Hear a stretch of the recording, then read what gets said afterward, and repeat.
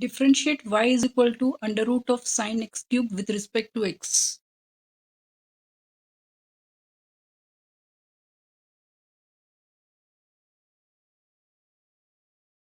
Here y is equal to under root of sine x cube.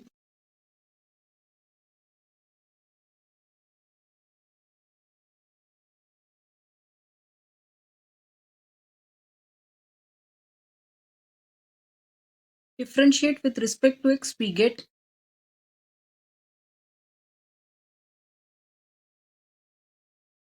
dy by dx is equal to d by dx of under root of sine x cube.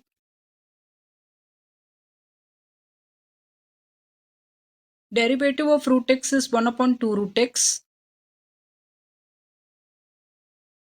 Therefore, we get 1 upon 2 root sine x cube into d by dx of sine x cube. Derivative of sine x is cos x.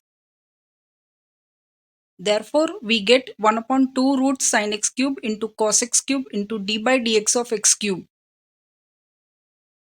Derivative of x raised to n is n x raised to n minus 1. Therefore, we get cos x cube upon 2 root sine x cube into 3x square.